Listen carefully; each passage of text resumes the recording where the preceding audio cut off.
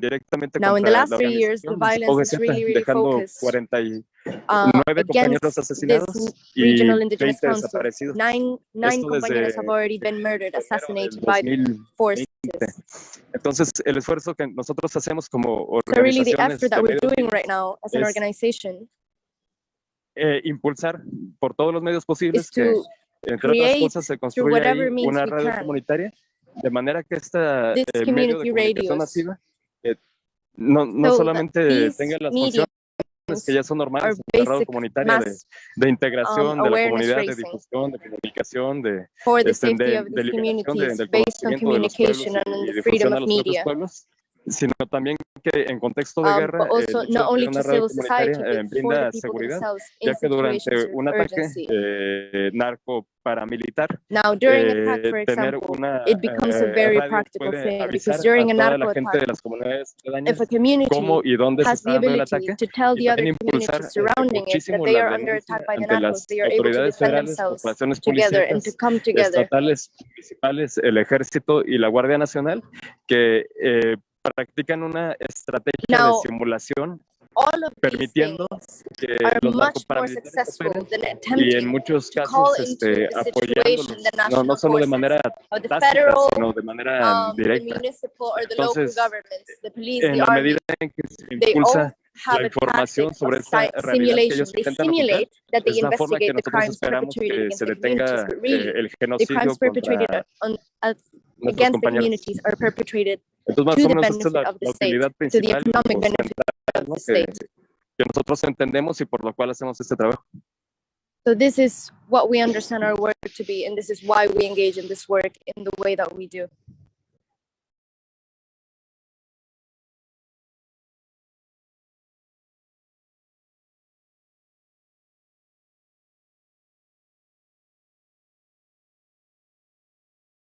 So thank you. Y gracias por compartir, compa. Estamos ya abiertos para que si quieren la gente te hace preguntas y también tenemos preguntas nosotros mismos. But perhaps if anyone here has a question, you can just raise your hand. A bit about the processes of how they're doing it or what else can be done. And we'll offer that up. Does anyone have any questions?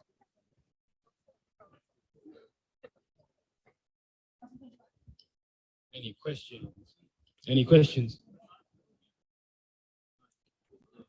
Yeah, I do. So where can people find more information basically about the radio network and also the fundraiser to raise funds for building more community radios? And also, how is that doing? And how and what's the target? Like, how many radios need to be built? And what does that look like for a community? ¿Será traduce o? Sí. El objetivo es construir 3 redes The comunitarias, objective una en of the la project Costa that Chica, we have here right now is to en de ahí de create 3 Guerrero, different es la community radio Radio projects. Zapata, que ya One in the existe, Costa pero se Chica, descompuso Radio el transmisor. Zapata, in Guerrero. La otra radio comunitaria es The en la other montaña community alta radio de is in Guerrero, the que mountain está en region, los pueblos Mepa in the y Mepa Nazal. peoples. En la montaña baja, que es este And then municipio the de third Chilapa, one donde es el más is in the peligroso small mountain, Chilapa, which is the most dangerous zone in the whole territory. Estos son pueblos nahuas. These are Entonces, Nahua peoples. Estas 3 radios se espera. These 3 community radios. El financiamiento necesario. La campaña What we are awaiting right now is to be able to have the necessary financing to be able to undertake this project fully. La fuente directa con la organización que es el Consejo Indígena Popular Now, de the direct relationship that we have with the regional council, the CIPOC-EZ, which I've mentioned before, pueden encontrar como Consejo Indígena you can Popular look at them over on Facebook. Nosotros y la red de medios, nosotros de parte del colectivo Radio Zapote, estamos And como now, Radio Zapote as ourselves, we are as Radio Zapote in Facebook.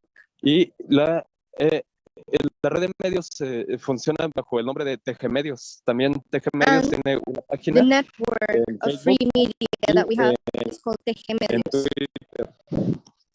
Entonces, ahí es donde pueden encontrar So those are the ways to keep in el touch anuncio with our de work, with what we la do. campaña, el póster, And importantly, las, the campaign that we have, números which de we would cuenta really like to be y, amplified in your geographies. y también la convocatoria de la campaña que se dio con una movilización We masiva launched the allá en Chilapa campaign with a mass el día mobilization in 28 de Chilapas agosto, ¿no? La on cual August the transmitimos en vivo 28th. y ahí pueden We ver la transmitted that live. movilización You probably watched that as well. y la conferencia que dieron las autoridades comunitarias sobre la And campaña. importantly, during that launch, the community leadership gave a panel, a discussion, and a statement about what their situation was. So you can watch all of that in our Facebook. No, gracias. Thank you.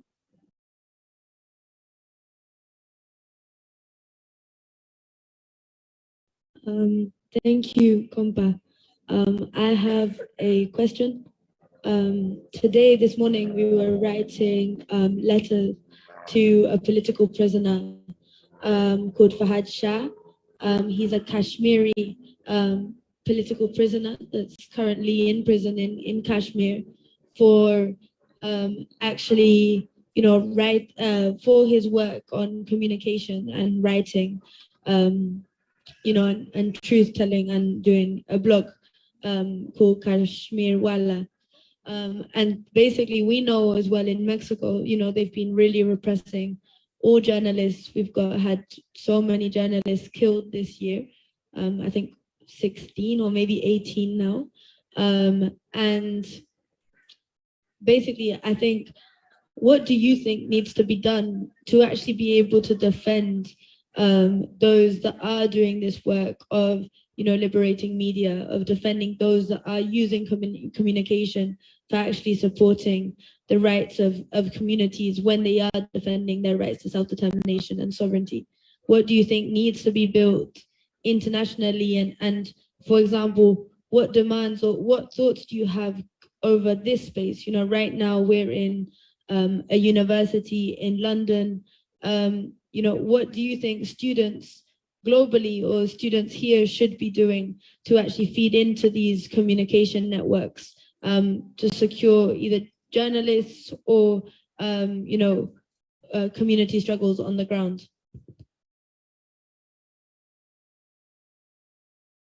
Bueno, nosotros nos hemos mantenido informados sobre la situación. So we have maintained ourselves informed on the región situation de Kashmir, el in estado the de sitio Kashmir bajo region, el que están viviendo, and specifically y around continuamente the militarization of the situation.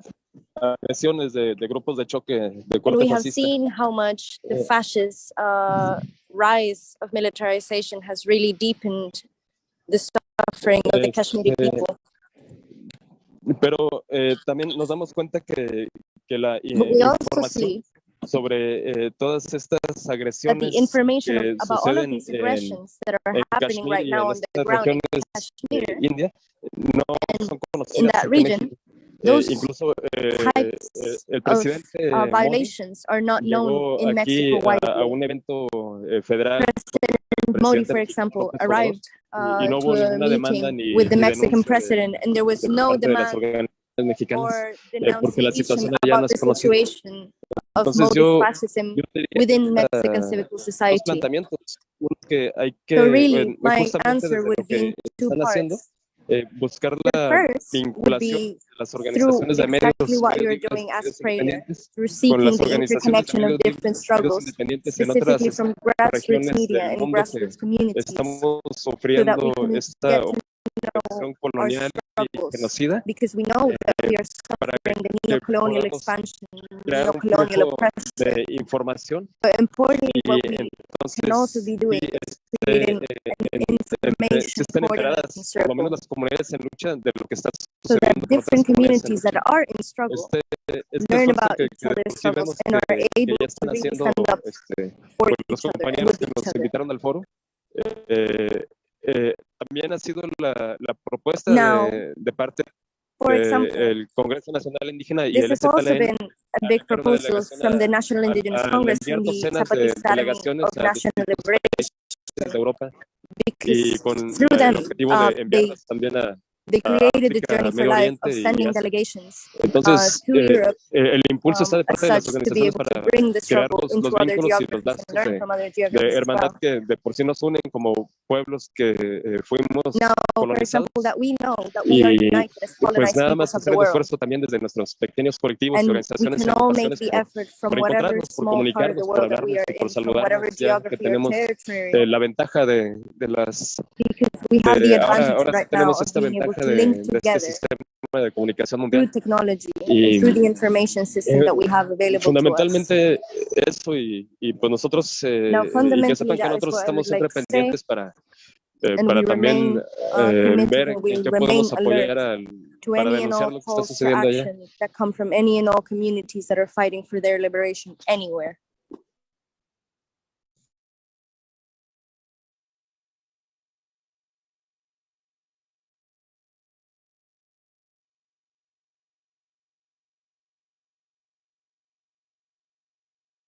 Thank you very much. That was very clear. I think especially now that we're seeing this not only as a platform, but as a chance that is facilitated for communities to actually form those coordinating circles, that these are the sort of bodies that need to also be popularized and understood here as like the bodies which have some sort of authority. And this is how we like stop people looking at what governments are doing, or like platforms like the UN. I mean, we can just form these coordinating bodies ourselves. So I think that was like a really clear and important one for that is registered on our side, because yeah. We can now invite, unless no one of the last bits, we would like now to invite our next speaker, or person. No, it's just a desire. If you'd like to introduce yourself and what you've been doing, and maybe any thoughts that you have about what Brother Omar has shared before you kick it off from Umbrella News Network. Greetings to you all. My name's Desire, and I am with the Umbrella News Network. But before I go into what we do and what we've been doing for a while now, I want to thank Comrade Omar here. And it really resonates when we talk about looking at other people's struggles and looking at the experiences that they're going through, what we can learn from each other, what we can then start to implement to our collective struggle, which is, of course, a struggle against imperialism as colonized peoples, and how then we can build from there a movement that will stand strong, that a supremacy of a group of people or a supremacy of a collection of elites does not happen over a large majority group of people. So I really resonate with that, and us leaping out to actually find organizers who are doing the work that we're doing, or who are leading on doing the next step of the work that we need to do in order to build stronger organizations that are in solidarity. Because regardless of how we push our work, it's only farmer and gets longevity with actually solidarity. So I want to thank the comrade, and also I hope that we get, this is a building point, and we see where we our points made and how we can build that movement and learn from each other's struggles.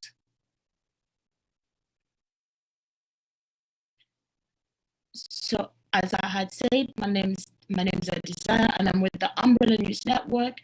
The Umbrella News Network is an effort that started out in 2021, if I'm to recall correctly. So I'm originally from Uganda, and what Uganda has been dealing with for the past 35 plus years, we have a despot who's been in power, and over time there came a vacuum. With the continuation of his regime and his presidency, a vacuum started to appear, and we as a population, both at home and in the diaspora, started losing hope in the media, because the media presentation and the information that we got, because we have a despot who organizes elections and then carries out the elections and then owns also the media sources that are actually going to make the announcement. So by 2016, after having an opposition leader who had rallied with the despot for 20 years, that's longer than, at that point in time, longer than my existence, the population had grown tired. Fatigue had overrun the population. So we got someone else to rival against him at that point in time. And that's why that movement was so powerful and heavily popularized, because then we as a population recognized that we can still build an opposition power in the country, and we can also join forces and support opposition against the despot via the diaspora and people back home. But the results then again was fatigue, where you had the network during the elections in 2021. If you're not familiar with what happened in Uganda, the elections were being tallied in the diaspora as well on various channels. It started out as small channels that were actually dealing with the counting of the elections as they came out from different voting or polling stations. It was organized that way so that we in the diaspora would get the information and tally the votes. But in the country, when the election ended, of course, General Museveni was announced as president. So that to us in the diaspora, really, we already knew this gap existed, but created that reality that even though we go to the next election, this is a reoccurring problem. So that's how the Umbrella News Network came about. So in that period of time, while that vacuum existed, these different media platforms that existed at that point in time, one of the people who was heading one of them happened to call out for Ugandans in the diaspora who wanted to put our efforts together. And a bunch of us came together and we joined hands. And once we joined hands, it became the Umbrella News Network. At that point in time, we did not know what was going to happen post-election, and we were in a scenario whereby we just keep reporting the situation as it is. And whilst we do this, we have to actually build momentum and think about the question that we had to process was, if elections do not work for Uganda and there is no futurity for elections in Uganda, what is the solution to our problem? So we had to do our homework and go back and actually start to revise what our problem actually is. And Umbrella News Network then assembled as we created a channel, and this channel is on all platforms from Facebook to Twitter and then YouTube, but also has its own website, and then it had a news network and it had a radio program. All of this was to be online, but we also needed to form momentum in the country. So we have done a lot of organizing with people on the ground who are able to get accessibility to people on the ground and build associations and networks so that the information travels all the way from the diaspora to the ground. There's two parts to it. Us in the diaspora, our job is to make sure that we organize ourselves to be able to support people who are back home on the ground by putting pressure where we physically are, and the countries that we stay in about the problems that we know exist back home. For like an example of that has been, we can look at what's happening now with the pipeline, what has been happening with the violence during elections. Our job is to put pressure on governments here who are funding the despot, because it's funded by, of course, nations such as that are in the EU, and then back home to be able to support their organization and those grassroots and finance them. So that's how we relate. But then the problem was deeper than that. And over time, we realized that if Uganda has an election, if the problem is, even though we go to the next election, nothing is actually going to happen, we have to then get to the root cause. And the root cause at that point in time, a little bit about Ugandan history, it's a collection that was put together by the Brits when they came over 16 different nationalities national states. And it has always been within Ugandan history, even when Museveni came into power, the recommendation for Uganda to go into a federal state. So we figured if we restudy what Uganda needs to resolve its problem and acknowledge the indigenous national states, because land's being grabbed because of the exploitive way of the despot, they're exploiting gold in Karamojong, they're taking our oil in Bunyoro. If we publicize all of that and then teach our people in the diaspora about what's actually going on the ground with the exploitation of resources, but also keep communication lines between the diaspora and people back home and those channels open. So in short, what we do is we organize with different workers in Uganda and also organize with workers here in the diaspora about how we can rebuild our nation and change governance in Uganda through a federal system of governance. And that's keeping in mind how it is general knowledge that the president plans to make this a hereditary kind of rule. By the way, not the president, the illegitimate president of Uganda right now would rather have his son become president forcefully in 2026. So we are also looking at how we can intercept that in real time with the work we do.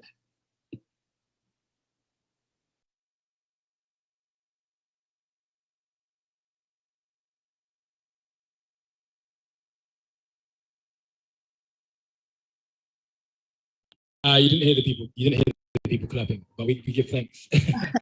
Yeah. But we're now going to open up if the people had any other questions or other things you had to add.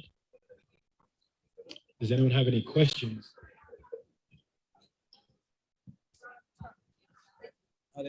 Greetings, sisters and brothers. I had a question.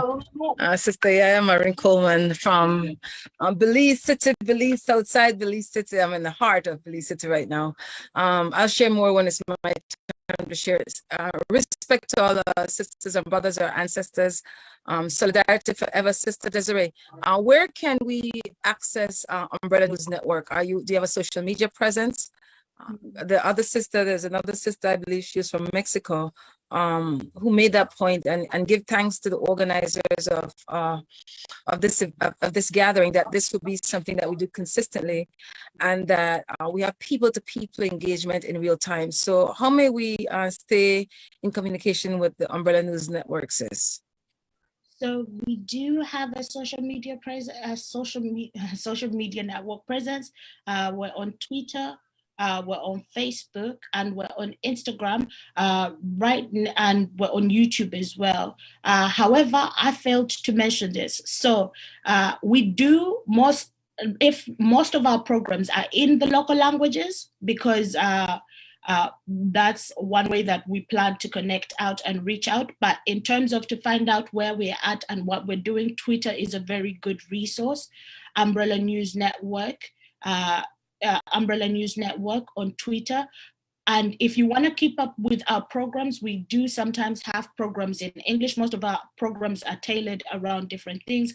As we listen to, we have programs with activists on the ground, activists in the diaspora, elders who have not been able to speak up for a long period of time, because the despot has been in power for 35 years. So sometimes we have English programs to tailor for the general Ugandan population. Those are usually on Sundays. But other than that, Twitter is a very useful resource to keep up to date with what we're doing. And also our YouTube channel, when we have English programs, and also it goes live with Facebook as well. Thanks, sis. We had another question from here. I'd like to stand by the side of it. Thank you very much for contributing. I wanted to ask, what's the most effective ways for students, particularly living in the imperial core? How can we put pressure on our governments or connect in order to provide support to people on the ground in Uganda? Thank you so much for that question. So right now, what's happening right now that we can all apply pressure on as members of the imperialist core, Tullow Oil Company is planning on building the East African crude oil pipeline, and Ugandan environmentalist activists have been trying to stop this for a period of time and protesting against it, to the point that the EU Parliament came out recently and put a halt to that. The pipeline plans to run all the way from Bunyoro State in Uganda, which is by the Albertine region on Lake Albert, all the way to the coast in Tanzania. It is detrimental. It's going to plow through people's lands. It's high.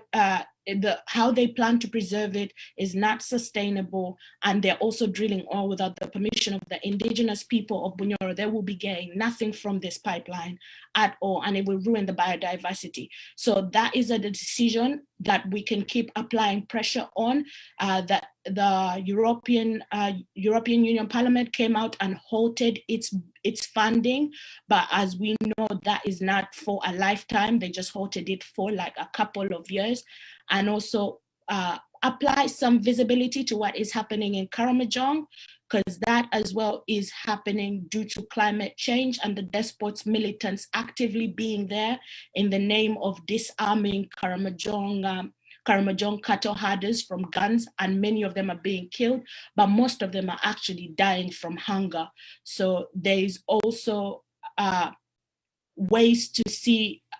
There's a comrade that we work with, and I'll forward the information that is within that region and has been seeking ways to actually help the Karamojong people, because most of them are dying from hunger and lack of access to water whilst being terrorized by the regime militaria. Those are two things I think we can apply pressure on in the diaspora.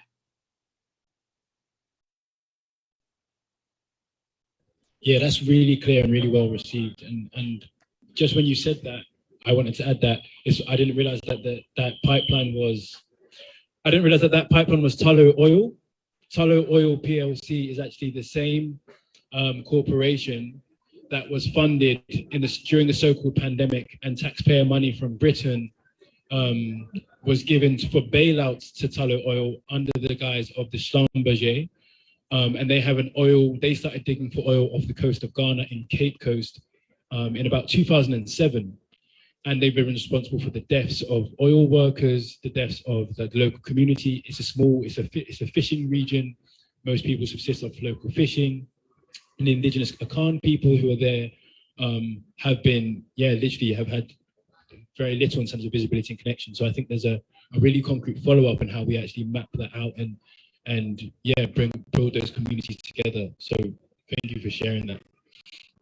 And that's a wake-up call also to the complicity and the work we have to do. So I share that back with you as a key point to make. And we'll also add and share the information in terms of our other comrade, our other brother, to all the participants of this call, so that we can continue this dialogue and see how we build together. Does anyone else have any questions? Either on the call. Hermano Omar, tal vez tienes algo para contribuir.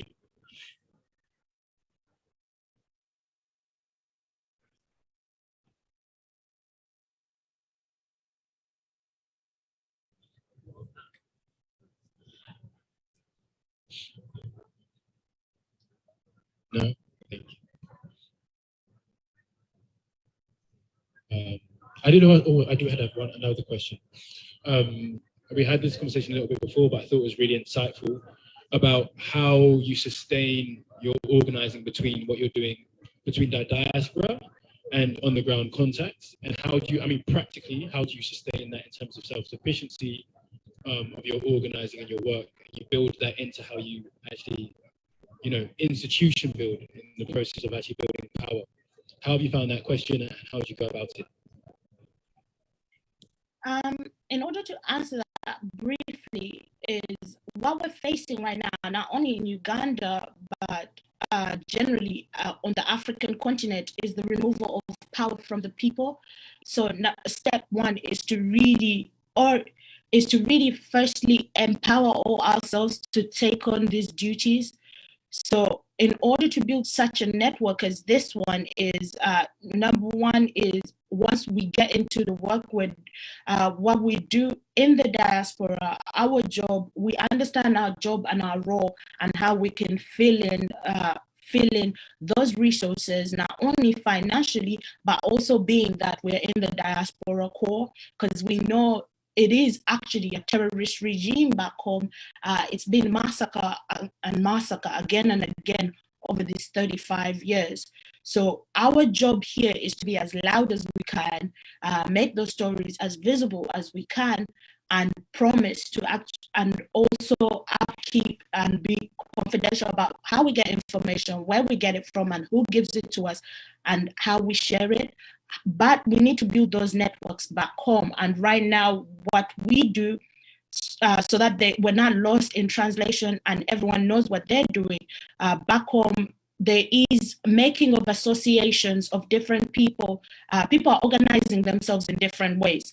Number one, you can organize yourself according to the nation you come from. Like, I'm from Uganda nation, and then you can organize yourself as, I'm from Bunyoro nation. So you all get together. Then in Bunyoro nation, coffee farmers can come together. We're coffee farmers of Bunyoro nation, they come together.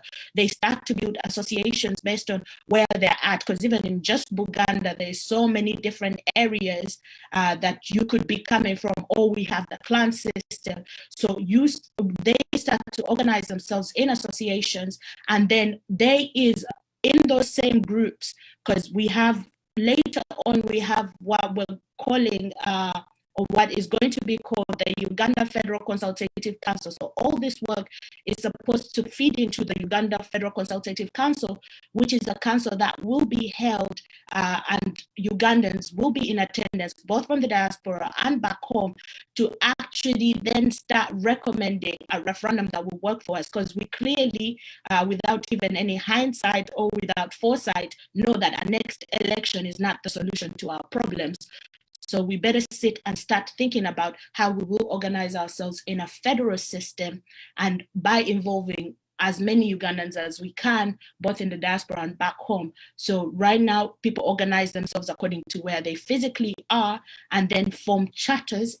So if you're Ugandans in the United Arab Emirates, where we have a lot of Ugandans there, because a lot of our labor has been sold there by different organizations that are government funded, and a lot of our youth are in the Middle East right now, slaving away. So most of them then come together and form a charter. Here in Canada, we form a charter, and then by back home, it's this imagery of this vision of Uganda as organized in federal, based off of the nations that were actually brought together and forced to live in unitary form of governance.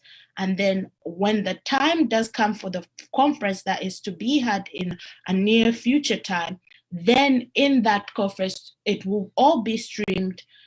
We will undergo a democratic process to then start to rethink and who we actually want to represent us now as our people, not against, but to really reform Uganda's system right now. Because we have to keep in mind the illegitimate president right now, Museveni, it is known, and we're going right against that for Muhoozi, his son, to be the next president of Uganda by 2026. So forming a government is essential, and we organize ourselves along geographical location, and then we will synchronize it under the Uganda Federal Consultative Council, which is just a council bringing on Ugandans to come and discuss what federacy looks like, and then implement that.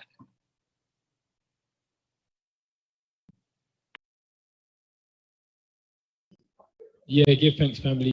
I think for just what I was thinking while I was hearing that, is that sometimes we talk about self-determination, and this is like a really clear example of actual organizing for power concretely, like, you know, getting on with how we're going to govern ourselves as a people. So it's a really powerful example, but yeah, I think there's a lot we should be taken away from that, but a lot more we can do to amplify and visibilize. just for time's sake, and to allow everyone to be able to also discuss with each other and share between each other, I'd like to invite Sister Yaya, who is a long-time Pan-African organizer, a lot to learn from her experience, and also committed to education work. I'm also one of the co-founders of the UBAD, which is the United Black Association for Development, and the Educational Foundation, the UEF, in Belize, in Central America, the so-called Americas in Nabiayela, and been a long time organizing with our African diaspora in Belize. So please also introduce yourself as you best would like to, and please share with us about the work you're doing to liberate media and the practicalities that you encounter, and any other responses you have from the other people that have shared. Thank you for joining us, sister. Thanks, Brother Kabina. Respect, Sister Robin, all the people behind the scenes. Hail up the people like Walter Rodney, Freedom Square. Only the people want to save the people. I absolutely love that. The organizing. Yeah, I did it. I absolutely love that we can see each other, we can hear each other. And this is absolutely what it will take, because we're not free until we're all free, to have people-to-people connection. I just remember that we're translating, so I need to speak slower. I tend to get hype when I connect with our Indigenous and African people. So thanks, recognizing our African ancestors, our elders who are still with us giving guidance, and to our African unborn children who we have an obligation and duty to work with. I wanted to ask Brother Omar and Sister Desiree, how is it that they became aware of themselves and their political awareness? Before I get into sharing, because we cannot give what we have not lived. So I would like, because this is a dialogue, for Brother Omar and Sister Desiree to share with us, how did they become politically aware?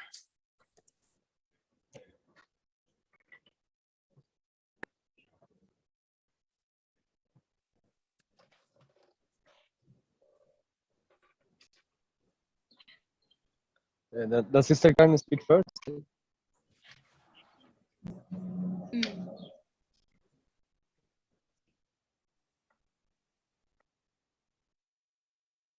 I would say political awareness, because growing up where we've gotten watered down politics, we've gotten the cover-up politics. And I think political awareness started for me with where I became very politically aware. I remember the point in time. I think I was in uni for my undergrad at that point in time. And this is when videos were coming out, when the chaos happened in Libya.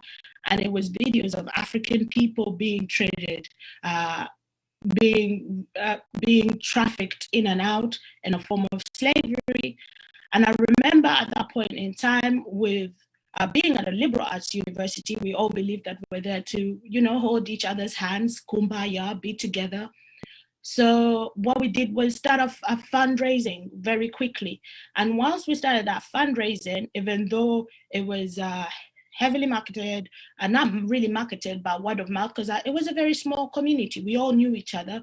We were living in a community, and we knew of our ability to actually bring together funds, because we had done this before for Doctors Without Borders and raised a good amount, or for different causes and raised a good amount. Even how gruesome that was and how shocking that was, we were not able to fund outside of us, the funders. And I think that was a big wake-up call, that we really have to be the ones to dig ourselves out of the trenches. At some points in time, we will look outside for comrades and there'll be none, and it will be us left. So that's when I saw it upon myself to be really active and not just depend on the theory and the togetherness and the illusionary comradeship we build in classes before we actually go out to the fields. I think that was that part for me. This.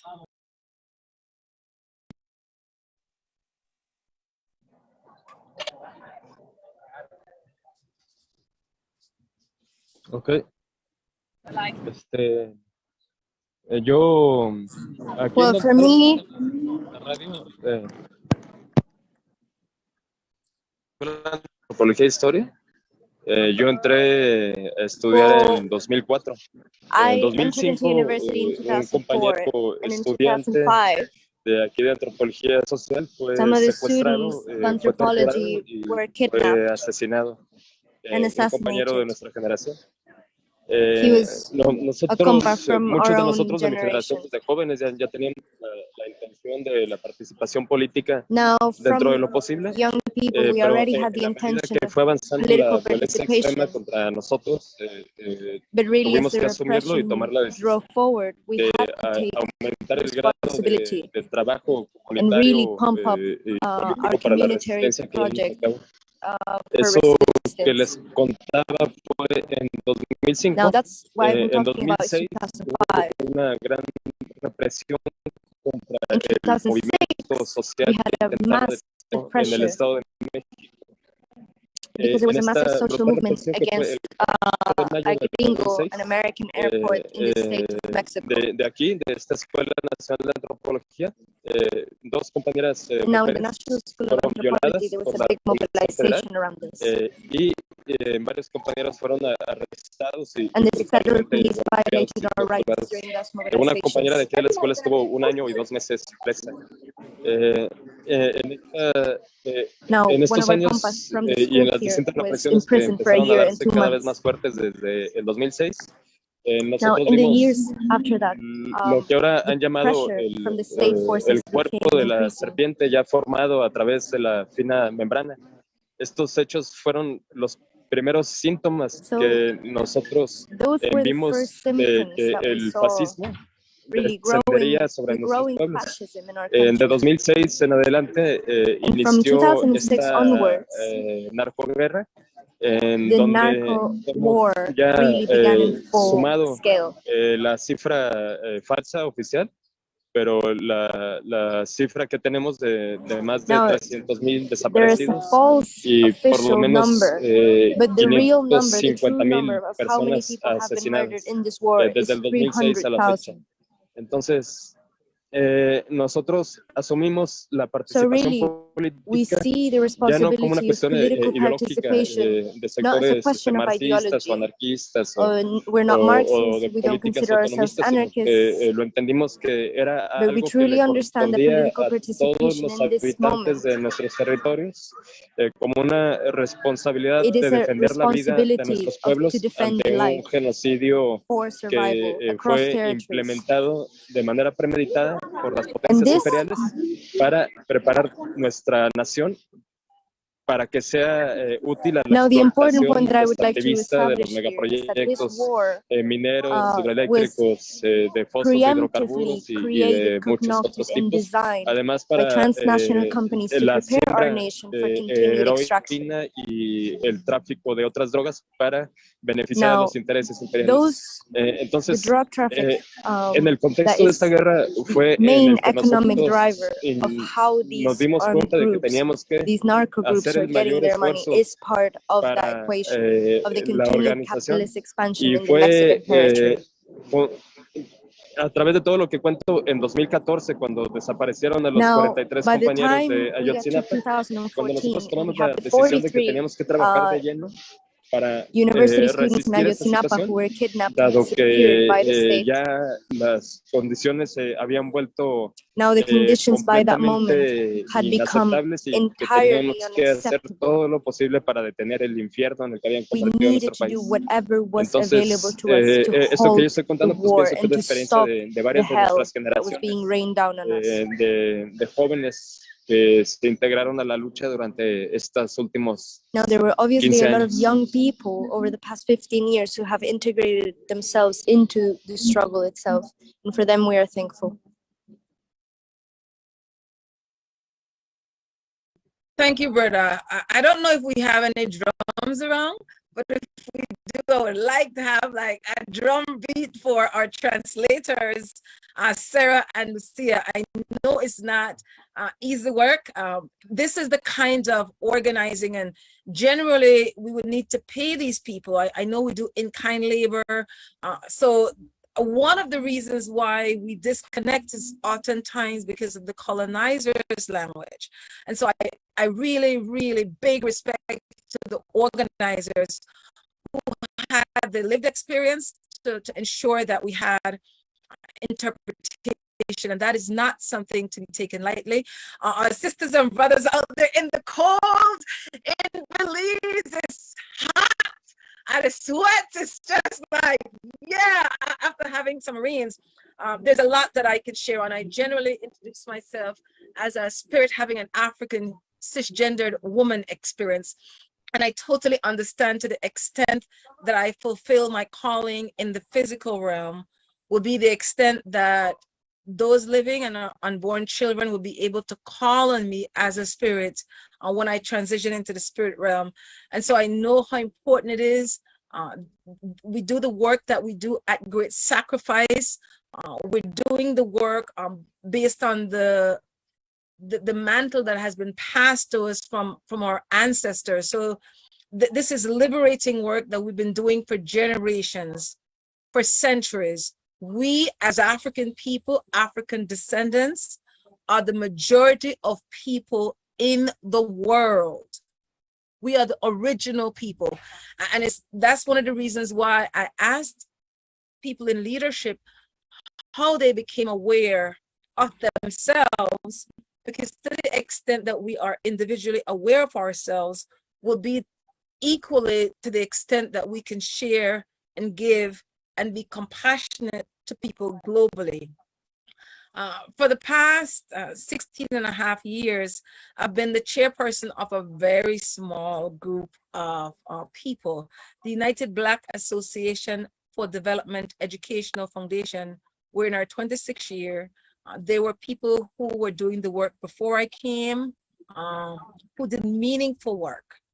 The original organization, United Black Association for Development, in the late 60s for 5 years, was the first homegrown Black awareness group in Belize under direct colonial rulership, pre-independence.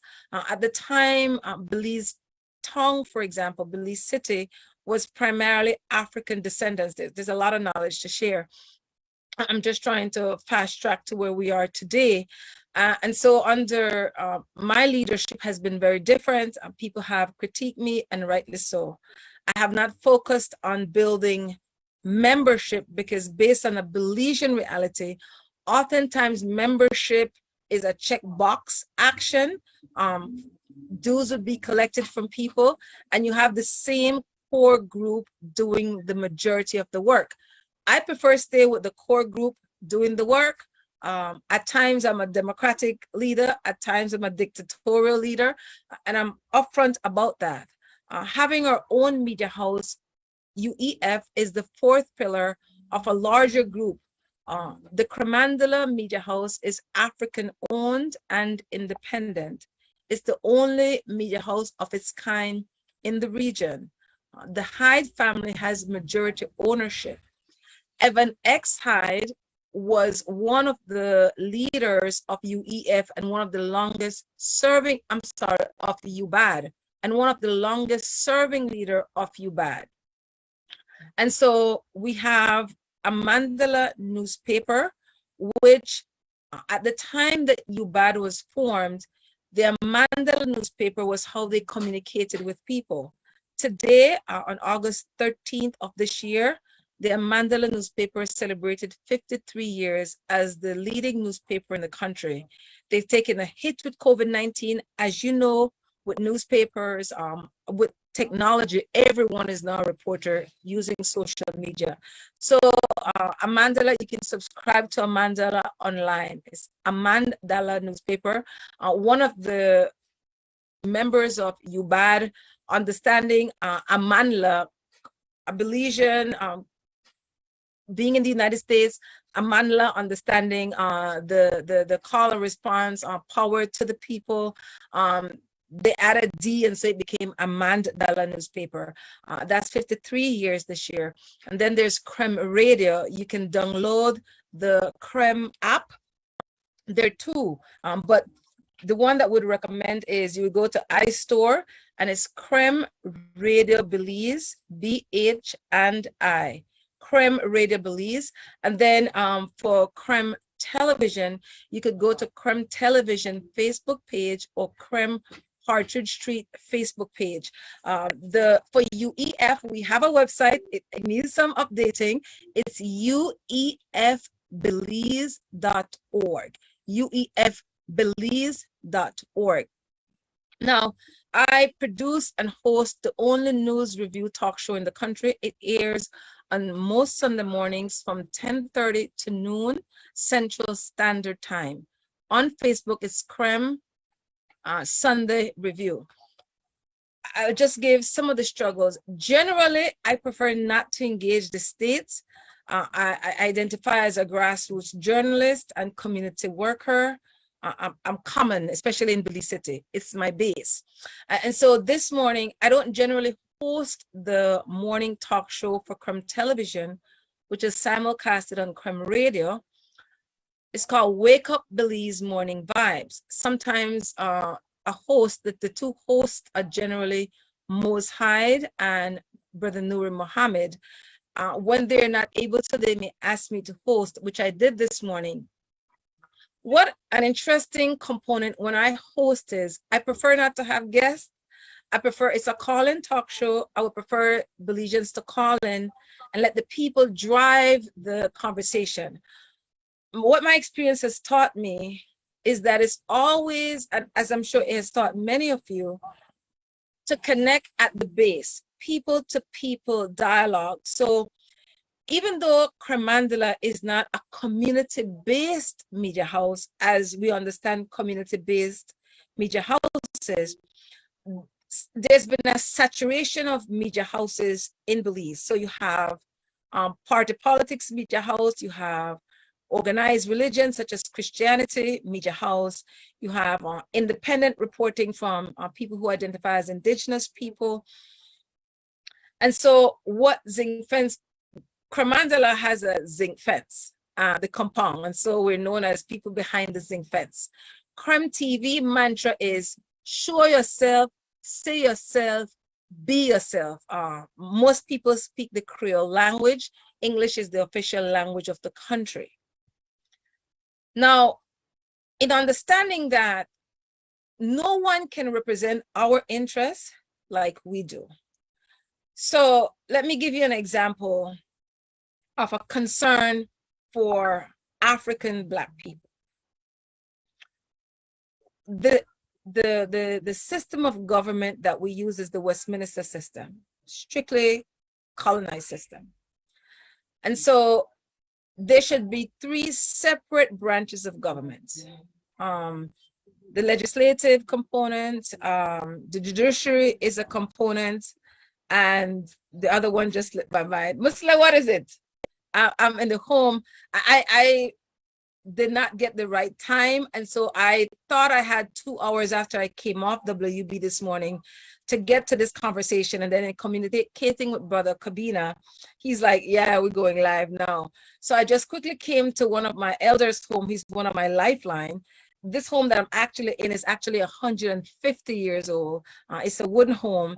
And the sister who lives in this home has been a sister who's been doing community work for the executive. Thanks, Musile, is the executive. So we have the legislation, we have the executive, and we have the judiciary.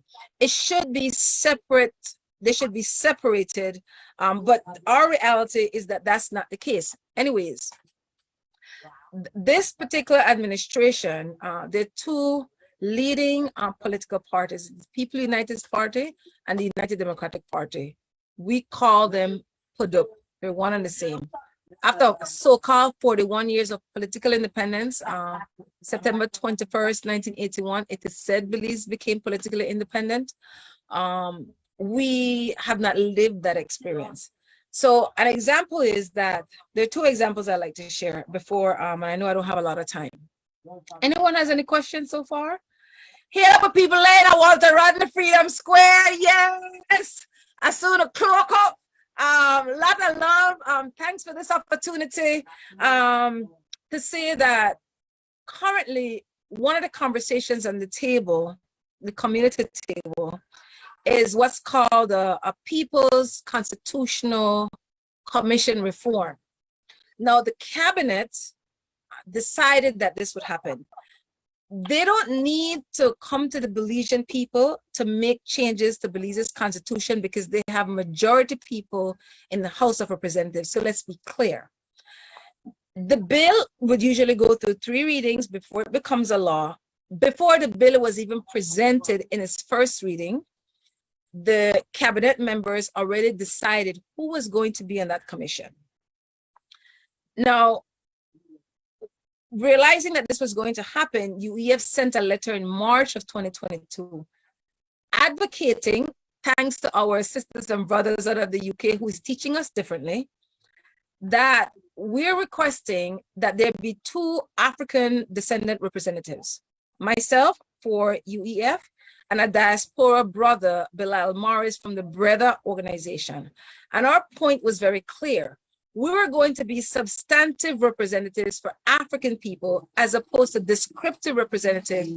This is all new information I'm learning from our Stop the Mangamisa, We Charge Genocide, Ecocide, our sisters and brothers who have a different level of awareness. They have not responded. So what UEF have learned is that we could send as many letters to them, emails, and they don't respond. Having connections like this, where we have direct people-to-people engagement, in real time, we could be sharing this type of information on our media platform. That's what liberating media is, that in real time, we could connect with our people and share some of the challenges. That's one component. Secondly, the African reparation component.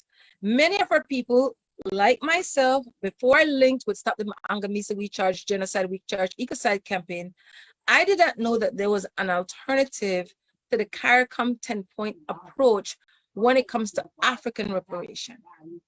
And so that has been a big awareness. And so for the past year, this year I'm talking about, once a month, we would have a guest from one of the formation out of the UK who would come and talk about African reparations. So this past Sunday, we had Brother Kabina for the first time as a youth organizer, among other things that he does. And so that's how come I became aware of this formation and this community action. So I want to give up the mic by saying to our people, it's so hard to sweat, not true? It's really hot. I'll send some heat for sisters and brothers at the Walter Rodney Freedom Square to say that it's absolutely important that beyond this conversation today, that we stay in contact with each other. Because I produce and host Belize's only news review talk show, I can organize at any time for people to have these conversations. So I don't know why this administration is insisting to have the president of Rwanda, Paul Kagame, be a guest in Belize.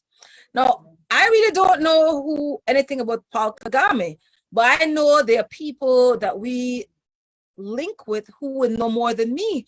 So I'm like, this person is coming, and then they quickly school me.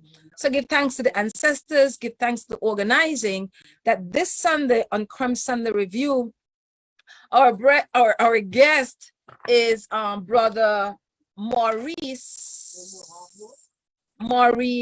Carney, who is one of the co-founder and executive director of Friends of the Congo.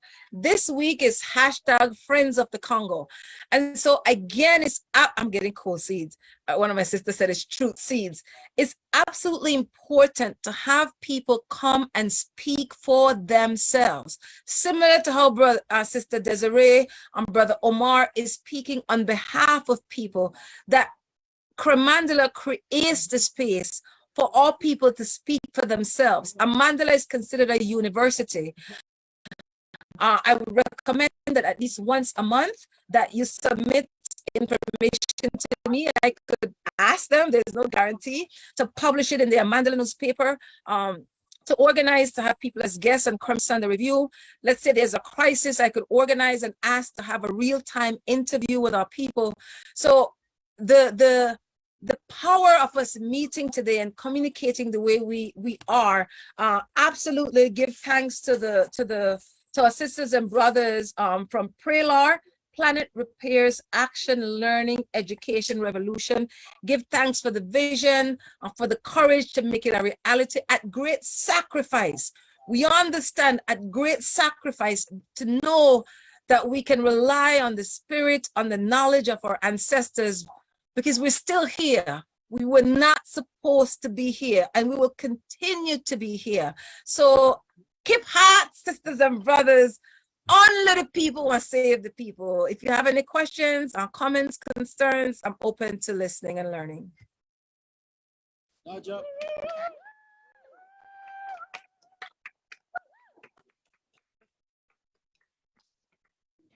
Yeah. You don't know about this one.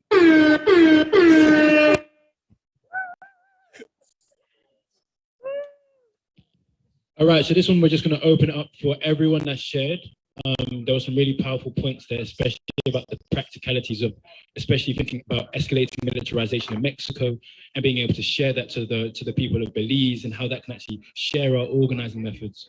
We're going to leave it open now for practical questions for anyone here to ask each other, both of you on the panel, but this is an open forum and space of shared learning.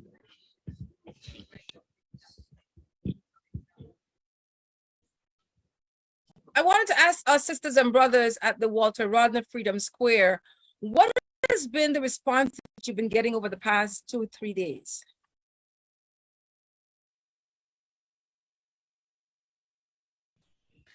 Big blessings. Hi, Sister Yaya. My name is Tanita. Very happy to see you. So I think the response in terms of from like security and management has been one thing, and then from people here has been another. So on Tuesday, it was on Tuesday, we were threatened by security to leave the premises on the basis that we didn't have approval to be here. Nonsense, really. That was that initial response. But yeah, we're still here. We stayed here. Can you tell us where you are exactly?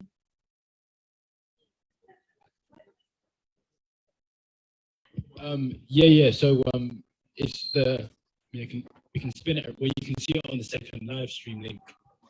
But basically, it's SOAS is at the University of London. It's the School of Oriental and African Studies. It was a site that they moved to here, I think in like the 50s or 60s, but it was originally founded as a university in 1916, specifically to train colonial administration in the arts of social sciences, languages, to be able to basically administer the colonies. So it's a site of continued violence. It's a site that really just heralds alumni that were colonial officers, people that are part of governments now to this day, but also people like Walter Rodney, Sammy Nkrumah, people like Loki, and many others who have passed through these halls. So it's a site really in the center of London. I don't often come to zone like 2, but we're like hella central. And in terms of other responses, I think there is a growing sense of the need to connect, and it's mostly that we always keep asking like, what are the concrete things that we need to be doing, because we're here, and during the time we've had this, obviously people have other things, quote unquote, to do. Students are busy and worried about their timetables. That the practicalities of the awareness of how serious the situation back home or around the world is kind of like not really bearing on people in such visible, imposing ways. So where we are, we're also, sat in a square with some chairs, and there's also it's also like a public way, so people are just kind of like coming past in here. So that's a bit about where we are, and where we intend to be in terms of this space here, is that we've had loads of concrete dialogues about what the university knows it needs to do. It commits itself to working with communities and actually engaging with communities around the world.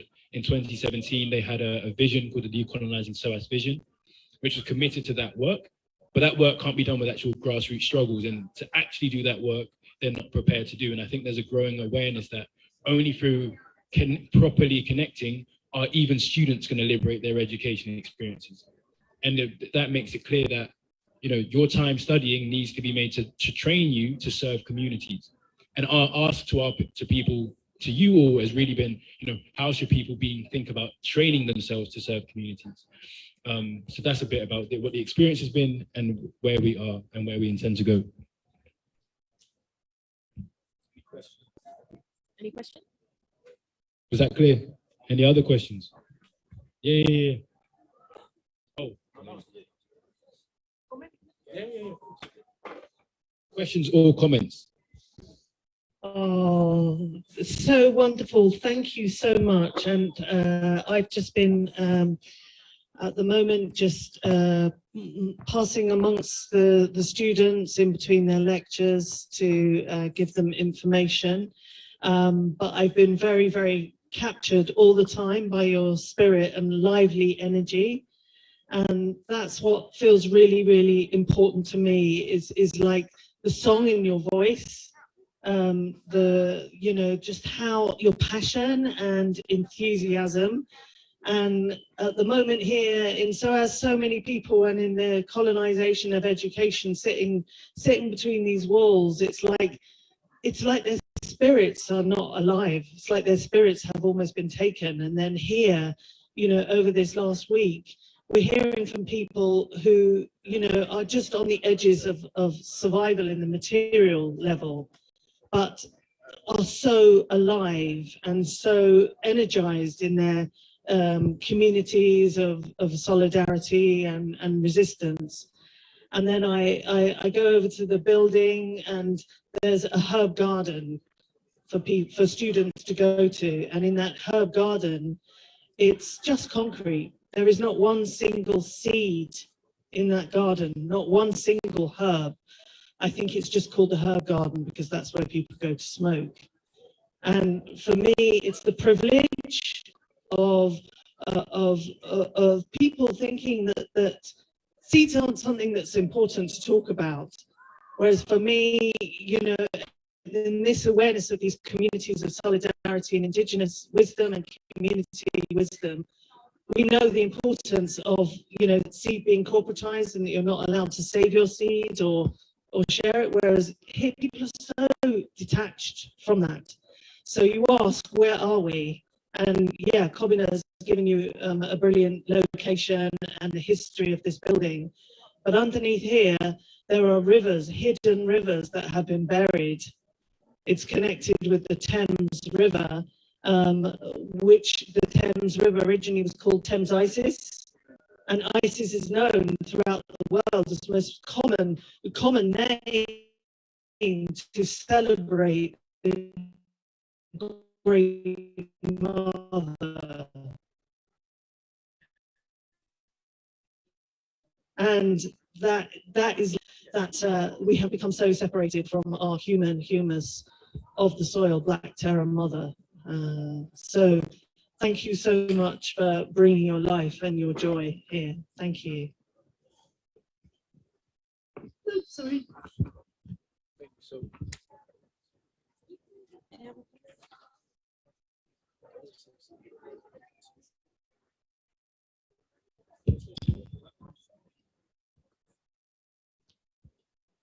I don't have actually any more questions, but I think I'm really keen that basically you just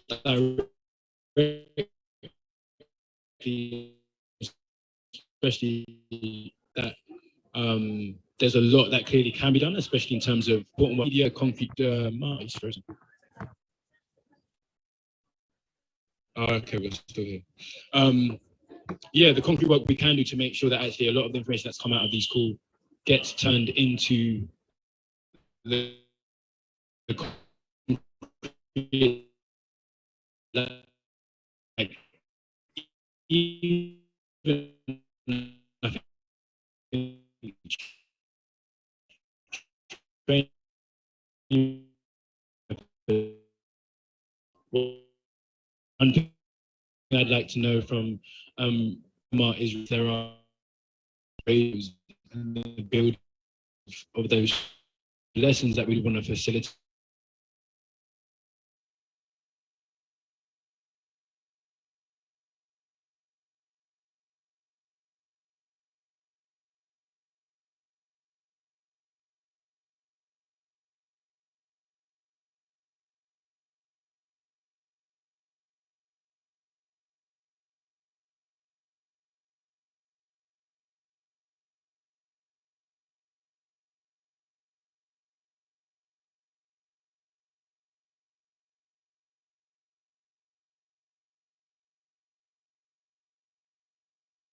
ask, how do you all fund your movement? Brother Omar, Brother Sister Desiree, where do you get funding to do the work that you do? So most of the work that we do, I think this is a spillover from what happened during campaign season all the way to now. So mostly it's been people in the diaspora that have been funding for organizing on the ground to change the governance. So that is something that we understand as in the diaspora, we're going to have to fund our own change. It doesn't matter how much we all put together, but if we put together, we'll put together enough, because we have enough force to actually rip through this governance. So we don't do no advertising, and most of the resources that we get either come amongst us organizers in the diaspora, and also because we have people varying. So you have people who have had businesses and gone off and really gotten accumulation in this capitalistic system, but want change back home. And then you have, but there's also an understanding that this is about workers and Umuntu Wawansi, which means Mwananchi, the workers, the people who have been shut down the most in the system. So any contributions you make are not for any privileges, because we all have to get to decide. So it's usually, we collect funds and resources amongst ourselves, and also maybe the few funds that, because also right now we don't have huge costs. UFCC, the Federal Consultative Council, is going to have larger costs. So it's also putting together funds for the big occasion, which is the Federal Consultative Council. But most of this is we volunteer our time, and we run the news network in our voluntary time, and most of the funding is going towards the big picture. Thanks, sis. Brother Omar. After Brother Omar, I'm asking Sister Robin to share screen some images that that will highlight some of the things that UEF does as we're the social consciousnness arm of Kremandala, and we do that using the popular education model. Go ahead, Brother Omar. Bueno, pues nosotros en México, las tradiciones manejan el concepto de tequio. Really, la what we tradición indígena manage se le llama is tequio, se le llama faena, se le llama mano vuelta.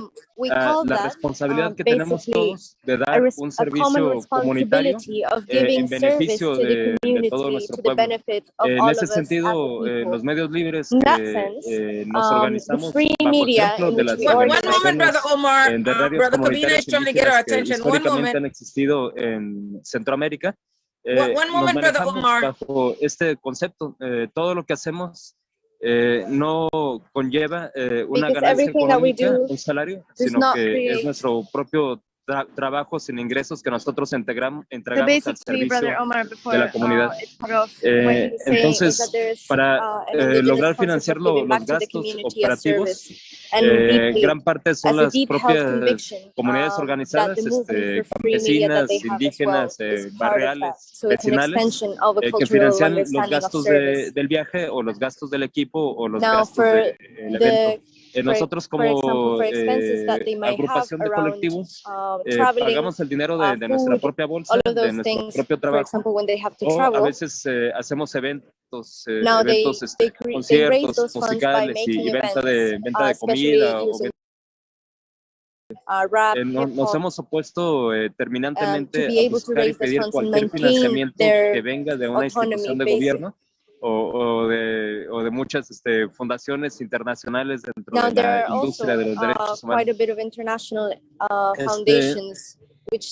todos modos, junto con otras organizaciones hemos participado en este tipo de convocatorias de fondeos internacionales, donde se pide a las comunidades en general que apoyen tal o cual proyecto con objetivos específicos. Pero más o menos esa es la forma, ¿no? En la práctica, la gran mayoría de los gastos los cubrimos nosotros con nuestro propio dinero. Lo cual no es lo más recomendable, ¿no? Estamos en proceso de crear formas de financiarnos por menos de fondeos para tener mayor capacidad operativa. La saturación de trabajo pues no no permite crear estos esquemas organizativos. Now, in terms of legislation, y tampoco we nos come... permite hacer los suficientes eventos de recaudación que quisiéramos, ¿no? Hello. Thanks. Brother Kavina has been trying to get in. One moment. Yes, Brother Kavina. Brother, más despacito, hermano, un poco más despacito para que perdón. Para traducir y bien se escucha porque no se escucha bien si son al mismo tiempo. Como breve pausa como cada 2 oraciones, creo. Sí. Comprendo. Thank you.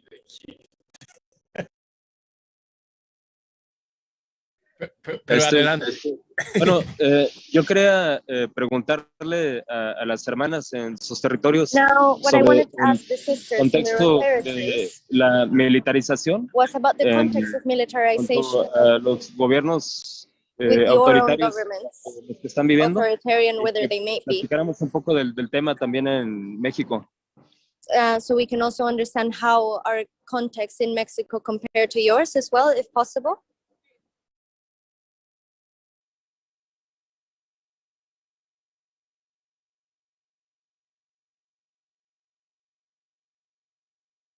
So Desiree, I believe that's what Brother Omar was asking you. In terms of militarization, right now, Uganda acts as a launching pad for imperialist warfare because Museveni is the longest serving kind of in this aristocracy of presidency. So I recommend looking into AFRICOM, which is American-funded military bases that are built around the African continent, especially around Uganda, Djibouti, Somalia, the Congo, they're in Kenya. So the militancy is, they get their ammunition and resources and funds for repressing the people through, of course, funds that come through all the way from Washington. So most of our militarization is to protect the resources for exploitation. And once there's uprising, there's repression. So that's the context that we're dealing with. And maybe, and one of the strategies that we've found is if there is a campaign that's running, which is Shut Down AFRICOM. It's not by us, but it's running by All African People's Revolutionary Party. They've been working for years on shutting down AFRICOM and getting them out of the African continent in general. This will help with other uprisings and also catalyze the Pan-Africanist vision. That's something that we also keep our eyes on and share whenever we get spaces like this to share. But that's our context. Thank you. Let me ask, I don't know how much time we have left. If I could ask Sister Robin, I quickly contacted our people at Creme Radio, at the Mandela newspaper, and I took a picture of the Master Chief Operator this morning at Creme TV. I have to slow down so Sarah can translate. I don't know. Okay. UEF as a fundraiser, we partnered with others to create these notebooks. Peggy is has now become known as one of our enslaved African ancestors who was severely flogged because she was accused of stealing some handkerchiefs. Her common law partner agreed to pay for the handkerchiefs. They had her staked out by her limbs and whipped severely by another enslaved sister. She was released, and as soon as Peggy was released, she went to report Mansfield Bowen, her enslaver, to the court system. And so to bring awareness to Peggy, we had a Belizean sister her name is Katie Numi Usher. You can follow her on Instagram. Powerful grassroots intellectual sister. She did the artwork, how she visualized Peggy as a melanated sister. So that's the front cover of the notebook. We sell it for $10 US or 20 Belize dollars. You could go to the other image, Sister Robin. I believe it shows the inside page. That's the inside page of what the notebook looks like. That's the back cover, the inside back cover. UEF, again, to show when you have grassroots taking ownership of our community. In 2014, we began organizing community actions around African Emancipation Day, and we invited international guests. on Messiah 1 or on August 1st. And so we started in 2014. It wasn't until last year that the state recognized it as a public and bank holiday. Now, when we started to organize, we did not know that would happen. We trusted our ancestral spirit, our community members. We started organizing. You'll see some of the people that we've had are local people, as well as people from within the region and internationally. In 2020, our brother Aondofe Joe Eo, who is from the continent of Africa and now lives in Belize, did a comprehensive research and produced a document on African people in Belize that is available online, as well as we have it as a fundraiser for $20. Since COVID-19, we have not had face-to-face for the past 3 years, 2020, 2021, and 2022. In 2021, our speaker via Zoom was our sister Esther Stanford Hosse, and because of her connection, this past year our guest speaker was elder brother Kabina from Ghana. And so again, it shows how important it is that we connect with our sisters and brothers regionally and globally. Can you show the back cover, please, Sister Robin? On the back cover, we have more than one of these books. This is the one I have. Shows some of the work that UEF has done. If you can zoom in to the bottom, it shares, I don't know if people can actually read it. Thank you so much. It says 25 years of community connections and actions by UBAD Educational Foundation in Belize has taught UEF why consciousness raising is our collective responsibility. UEF remains grateful to our community members, inclusive of our elders, children, youth, and Kremandala, for actively participating in 25 years of UEF lecture series, after school guidance, youth summer connections, Kwanzaa Youth Group, UES Matirota Women's Group, Image Factory Art Foundation summer classes, Belize Black Summit, African Liberation Day, Literacy Program, Poetry Nights, Central American Black Organization Cabo member, we're not active, we're still members, Jazz Nights, Food and Clothing Donations, Community Alliances, 1919 Black People Revolution, Women at Work Talk Show. Thank you, Walter, on the Freedom Sisters and Brothers, African Emancipation Jubilee Day, regional and international delegation. We remain grateful to our ancestors. Final image, if you can show the image of, this is on the Kremandala compound. It'll have, no, not, oh, I forgot, we have some fans as well. We sell the fans for $5 US or 10 Belize dollars. People have different ways that they can engage, what they can afford. And so we have some fans for sale as well. We have three, highlighting three different African sisters. Elfrida Reyes is another sister, and Sister Anne from the 1919 is another one. If you can show the images of the compound, there you go. That was taken this morning at Crumb Television. That's our Master Chief Operator, Harlan Wagner. Many of the equipment that we use are outdated, and so we will have technical issues. You know, some of the other media houses have endless amount of money, but as a station that is known for raising awareness for all Belizeans with a particular interest in African Belizeans, so that's inside the Crumb Television control studio. The next image would be one of our media personality who's on the air right now. There's a show on called The Morning Stew. We have several media personalities, Lisa Love, Steve the Groove Master, and Frisco. If you can bring up that image, Sister Robin, the in-studio, it's one of the last two images I sent to you. And then another image that Sister Robin will show, and I'll lock off, is the Mandela newspaper building. It's a two-story building. UEF, we're housed in the upper floor of that two-story building in the Library of African and Indigenous Studies. There's the Mandela building. That's the Mandela newspaper. It's a two-story building. Upstairs is where our office is housed, headquartered. And that's Frisco in Creme Radio studio. So give thanks, and that's for the morning stew. Thank you so much, Sister Robin. Thanks to the people at Zingfensu in real time. I'm like, I need these images right away. They send them on WhatsApp.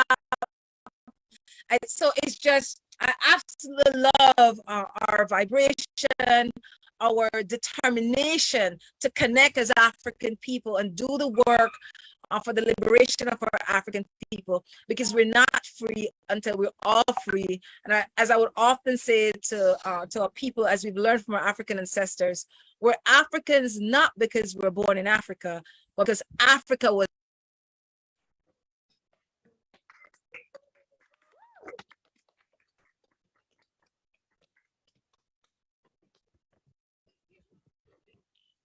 Yeah, thank you for that. Large up, Sister Yaya, and the work of UBAD and UEF. It also really just shows there's a question about longevity and the fact that actual nation building takes real time and it takes decades of work, and you stay committed to that. So these are sort of, I think there's a big wake-up call for, especially for us as a younger generation, you have to get very serious about like the type of output, but also really just how practical and how like, you know, effective small things can be to help, you know, like mobilize a movement, also resource our work, resource communities, build cooperatives, you know, all of these things that you all have like shown really clear examples of. Sarah has a question, who's been doing the interpretation. Large up Sarah also.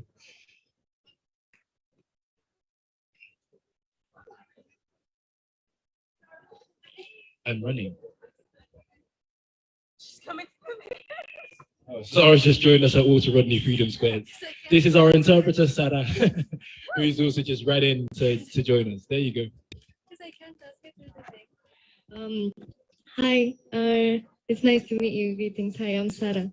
Sorry, the question I wanted to ask was basically something that I've just seen before in this conversation around media. Firstly, thank you for all of the work that you do and all of the ancestors that you have channeled today, and the way in which you have really sought to make media and the written word and the spoken word something that belongs to us, where for a long time it's been something that's been used to control us as people.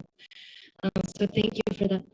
My question, was going to be about, I've seen a lot of sort of a missing step in sometimes the analysis, where a lot of people say, or in some conversations that I've been a part of, especially around like organizing, saying, okay, well, if we put this out, people will know about it and they will act.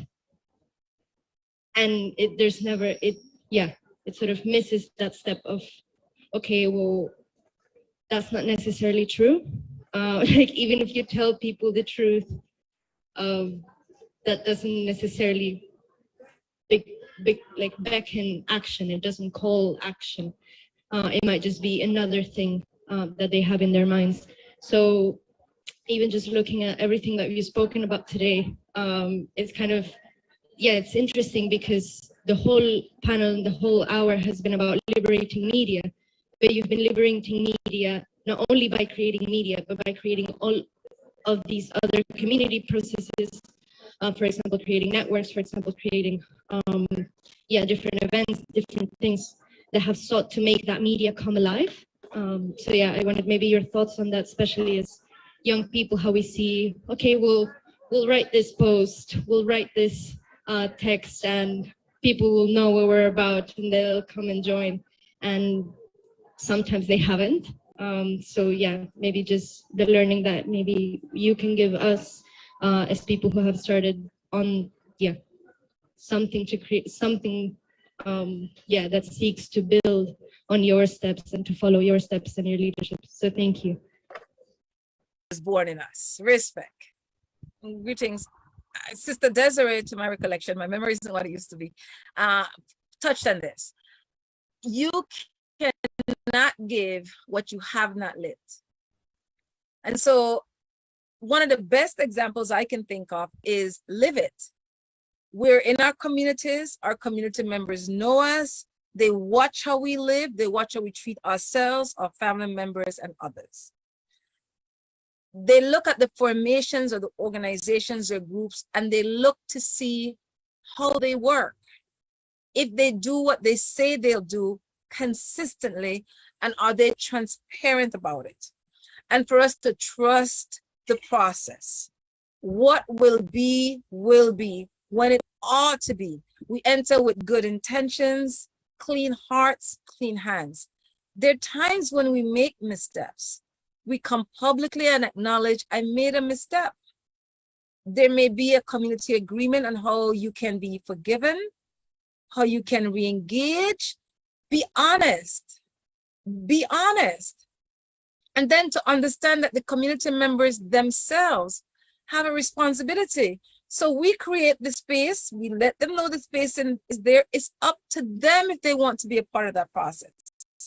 And so I keep saying to them, whenever you come to me, so Monday was a public and bank holiday, it was an Indigenous Day. And one of my elders, Evan X. Hyde, reached out to me and said, yeah, the building in front of where we are for the past month has had a bee concern. There are bees in the community, and it's attacking people. It's been a month, and people have reached out to I don't know why I can't. They've reached out to the public health to ask for assistance, because this is a real community issue. A month they've been doing it, and for the most part they have not gotten any response back. So I said to X, I said, I'll take care of it. So he said, what makes you think you can take care of it when the people in the community have already reached out and they have not gotten... Castillo, you may mute your mic, please. Castillo, please mute your mic. Castillo, thank you very much. What makes you think that you'll make a difference? So I said, just trust the process. And so I went ahead, because I got this concern when I was on WB earlier this year. Robin, you may show those images that I just sent you. I had the number to the person within public health who was responsible for Belize district. So I called him on a holiday and he responded. He said, yes, we got the complaint. We sent someone out. We're not able to do anything until the owner of the building gives us permission. Yesterday, because of a community effort, they came out and they took care of the issue. Oftentimes we would hear, you could show the other images. Thanks, Robin. Oftentimes we would hear, especially, and I said this on WB this morning, oftentimes you would hear our people would say, African people, every other group of people in Belize is organized, but Black people, and I'm saying that is not always true. At the grassroots, we're very organized people. We look out for each other. It may not make regular news.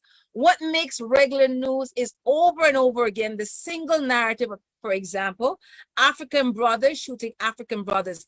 Now, we're not the only people killing each other. If you go to China, Chinese people kill Chinese people. If you go to India, Indian people kill Indian people. But because we're locked into that singular narrative by the media, and that's why grassroots community media is so important. It's to show up people, because it's through their lived experience that they begin feeling good about themselves, that African people are organized and we're the global majority. So respect to community radios, to individual organizations is how we live. That's good. And to provide the space, to provide study groups, to provide monthly meetings, to provide community groups, so people have a space, and that we need to keep our word. When we say we'll do something, we do it.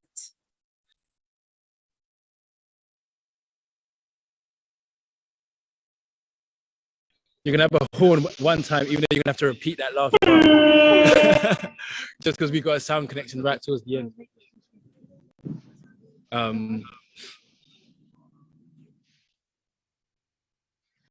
Word. When we say we're going to do something, do it. Because life happens when we're busy making plans.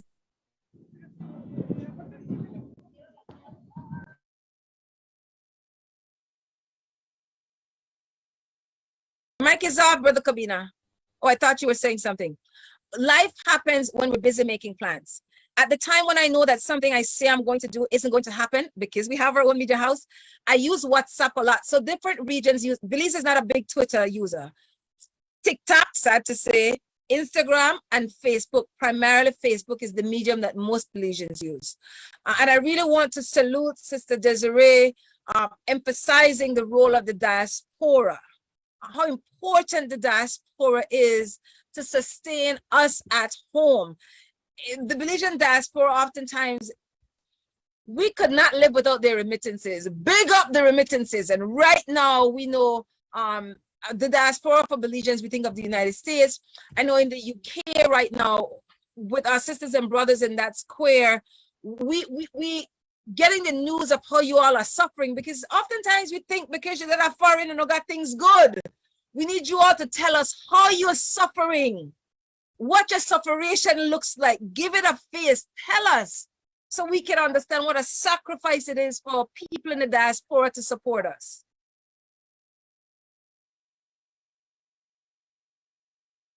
Cynthia, mute your mic. Cynthia, mute your mic. Cynthia, mute your mic. Thanks.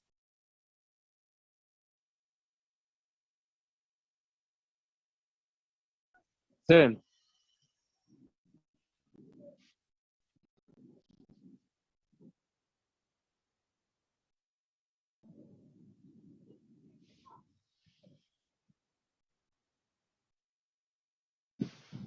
Sí, yo les puedo decir dos cosas. A la respuesta a la compañera Sara, una parte es el trabajo de base y otra parte es el registro de los crímenes contra nuestro pueblo. ¿Qué?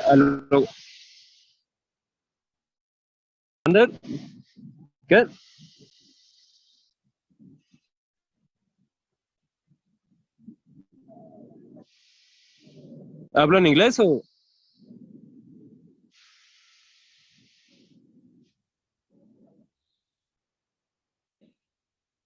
Ok. Decía que son dos cosas, lo que en México llamamos trabajo de base y el otro punto es el registro de los crímenes contra nuestro pueblo. A lo que me refiero con esto es que nosotros podemos apoyar, colaborar en la construcción de plataformas.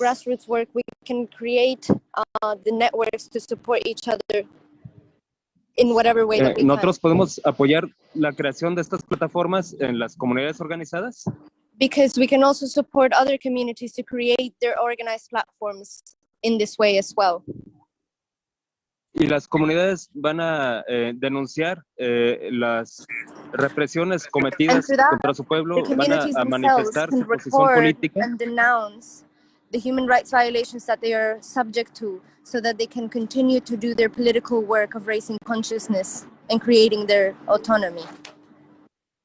Pero sucede que cuando son cuestiones de terror, de desaparecidos, de masacres, la gente no quiere saber de eso y puede que haya muy poca respuesta. Into kidnappings, into terror, people don't want to know about it.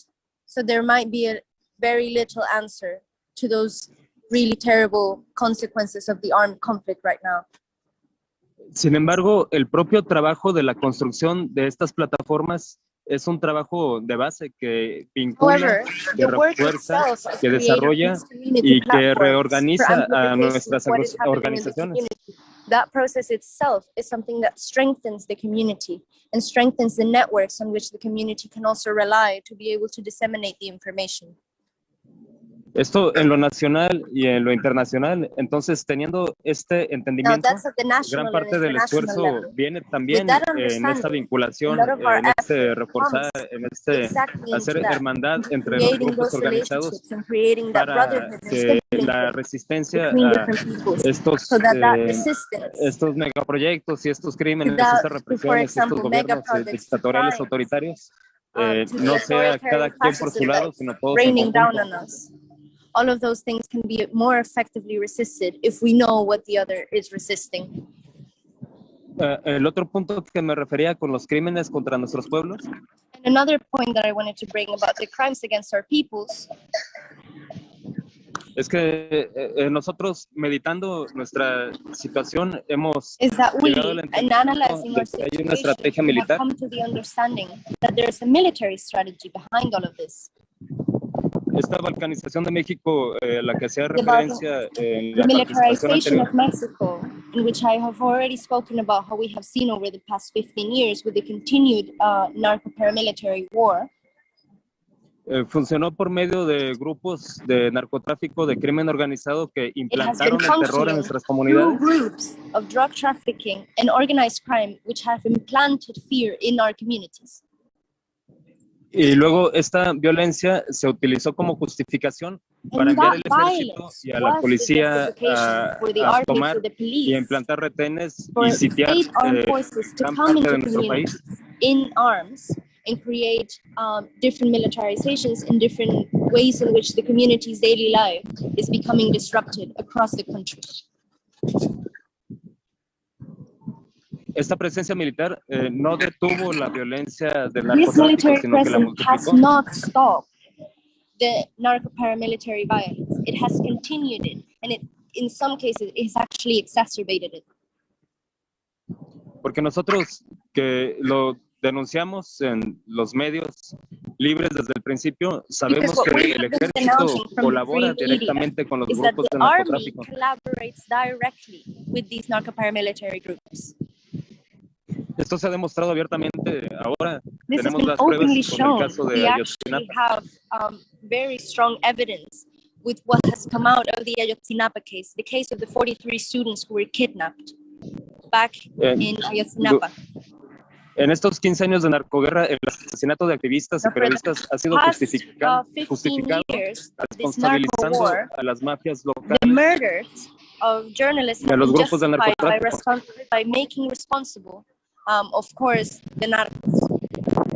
Pero nosotros sabemos que es una estrategia que tiene como objetivo permitir la explotación de nuestros recursos naturales por medio de las corporaciones internacionales. The breakdown of community bonds so that the extractive companies and extractive industrialization can continue to take place at the expense of peoples and our lands and our water. Y nosotros reconocemos a estos asesinos como los herederos, como los descendientes de los mismos asesinos que llegaron a invadir nuestro territorio en la colonización. Y no me refiero a una cuestión racial, sino que es la misma configuración política colonial, imperial, con los mismos objetivos. The political configuration of how this violence is panning out is in the exact pattern of colonization. Los mismos objetivos y las mismas tácticas. Because it is the same objectives and it is the same tactics. Es decir, el objetivo es la explotación de nuestros recursos y las tácticas que se aplicaban desde la Inquisición por el ejército español. Of violation of human rights and murder. Estas tácticas que se hacían desde la colonia de secuestrarnos, de asesinarnos, de torturarnos, de desollarnos, de quemarnos vivos, son las mismas tácticas que se utilizan contemporáneamente de parte de estos grupos paramilitares. From those narco-paramilitary groups that are active in communities right now, there is no difference.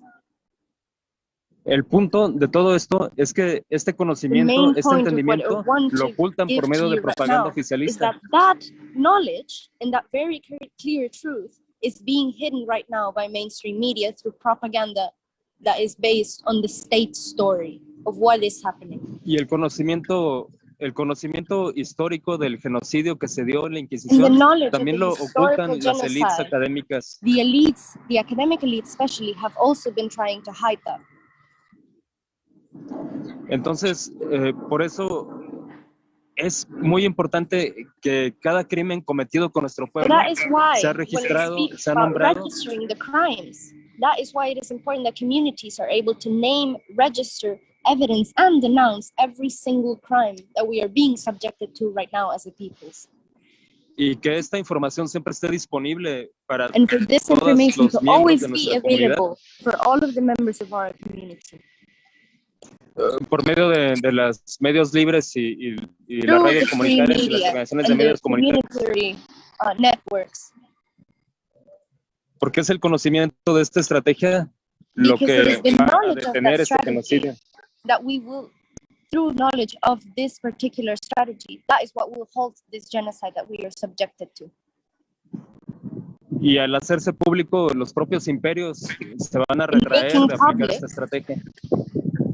In making public that strategy, we can make public also the imperial networks that allow this strategy to take place.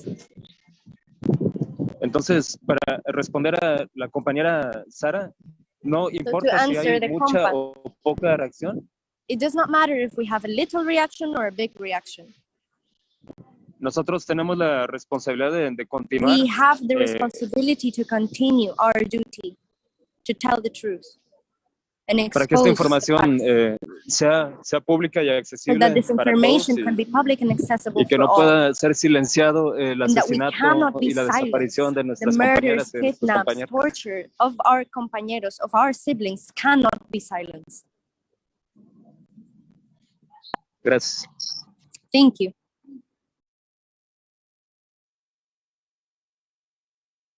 Big part of the solidarity is that we need to know each other's stories. I just placed in the chat group on Netflix, there's a documentary, The 43, that is worth looking at. I also want to say, because Big Sister is always watching, as excited as we are to share, it's one of the drawbacks because we don't own the Zoom platform. The information that we share, some of it is sensitive information, as we all know. The work that we do is at the risk of our lives and our family members, as Brother Omar touched on. And so I look forward to, I don't know when we'll ever get to be able to see each other and be in each other's communities, so we could spend some days and actually experience how we organize. I love to hug people. I absolutely love hugging people. People say, yeah, hug with the tight. I tell them, I don't hug you for you, I hug you for me. It really matters to be able to connect with our people, to touch our people that we're still here. We're still here. And so in solidarity, indeed, the family members of our disappeared, those who are murdered, those who are still incarcerated, those who are in exile, is to understand that work we do is at a great cost. It's at a great cost, but for us to, I'm just so thankful that we're with each other today. Just so thankful.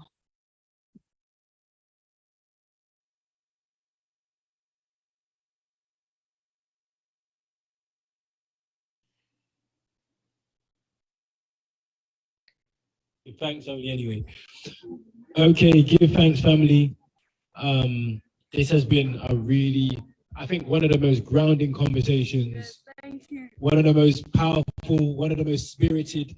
I think seeing the alignment between the work that everyone is doing, the need for us to go stronger. I hope it's been one where there's, I mean, on our side, we've written on, there's really practical action points about how we engage with this. I mean, just some of the last things that Brother Omar was saying. I mean, literally to students here, we would even say, if you're a historian, if you're a history student, you should be writing the registry of all the crimes of our communities. Like, these are really things that are challenging us to wake up and get active, because there is so much that can be put in service of us actually winning this struggle, especially when we know each other's struggles across continents, across borders, and we can bring them even into the heart of empire. So saying that, we give thanks again for your time, for your energies, and being able to be together. If there's nothing else more to add, we'd allow some closing remarks from each of you, just so that we can properly do that in our true forms before we check out, especially so that there's time to recheck for the next stuff. But also, you can stay online. Pray the news is going to keep on moving, and there's actually going to be more calls in. So there's live stream activity for later, and Brother Robin, not Sister Robin, should be able to share your program for those that still happen to be around. So just closing remarks, and I'll pass over to Sister Desire to start doing that. I want to say I'm grateful that I get to be here and be a part of this panel and share and look at our struggle. And I think that, sometimes we do forget, and I'm going to close off with some remarks that Sister Yaya closed off with, was speaking on. We forget that the work we do, a lot of people, not only our ancestors, but in real time, in real life right now, are getting heavily punished, either with their lives, their resources, continuously, and at a speeding rate, and also what Brother Omar has talked about. So I'm grateful that we can be here and organize. And I hope, and I know, because it is on us, the battalion's been passed on, and it is our job to pass it on to the next generation. I know that once we actually get active and get serious and see ourselves as really a part of this world, because the images we have of ourselves as a part of this world are manufactured, scripted. But as we start to really see ourselves as a part of this world and take it upon ourselves, it will wake you up every morning and you will find a way how you fit in, be it small, be it big, but do what you can and do it because you feel connected to not only the people, but to this whole place we call home, Earth, in some sort of sense. But with that, I want to thank Sister Yaya. I want to thank Brother Omar. And also, I can't wait to see where we can overlap our works, connect and speak. I was very surprised that Paul Kagame is going to Belenese. You'd never know like time frames and how time's moving and how just the universe works. But with that being said, I want to say thank you to the organizers, the people who actually have been here, given their time. All this energy will move forward to something bigger than us.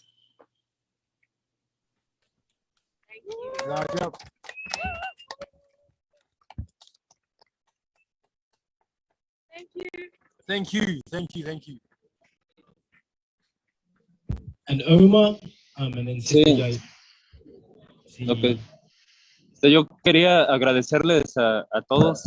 What I wanted to do was thank everyone. Y aquí a las hermanas por compartir con nosotros. And here to my sisters for sharing their experiences. A la compañera que nos invitó a este foro y decirles que tal vez la compañera who has invited us.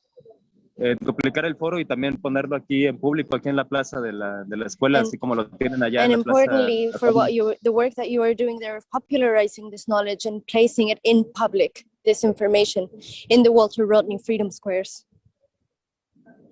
Entonces, yo solo quería hacer un último comentario. I wanted to do one last comment.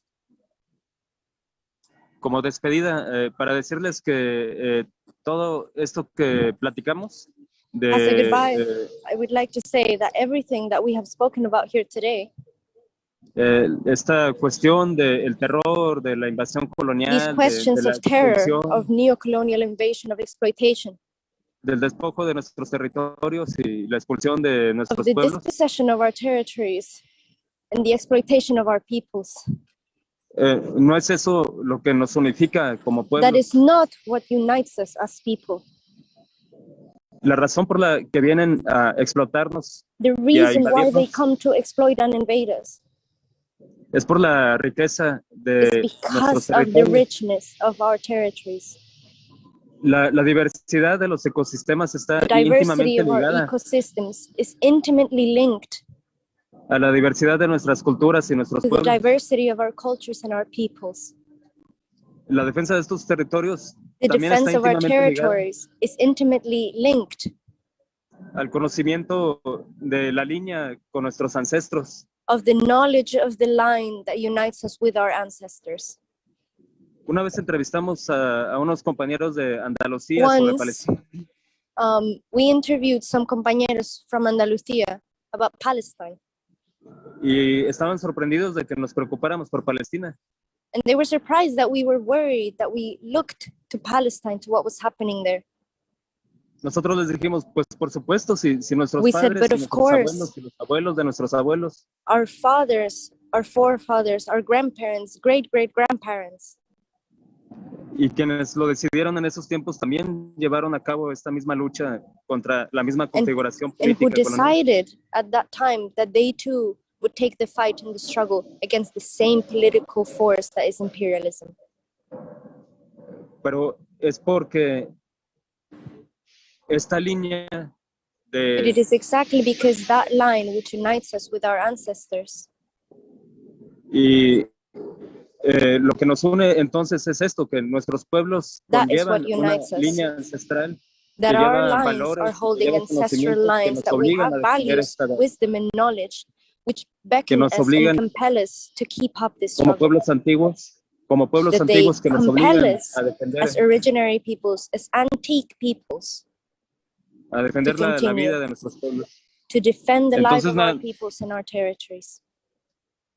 Nada más, no quería que todo quedara concentrado en el terror y So I did not lo want my negativo, intervention to truly be only about terror and the negative, sino que también asumir que la histórica nos da la fuerza para but I llevarla also a cabo wanted to y para express buscar that the la land vinculación. itself gives us the strength to continue in this mission and to take it to victory. Y que es lo que nos une con ustedes, con los unites pueblos us de to África y you, con los pueblos de Asia y con to the los pueblos peoples del of mundo. Africa, to the peoples of Asia, to the peoples of the world. Respect. Muchas gracias, compañeros. Thank you very much, compañeros. Respect to both of you. Sarah, I've done work in the region, and I've said this, but language is one of our challenges. I don't know what it means, but I feel the vibration. What does it mean to say, La lucha sigue, sigue? What does it mean?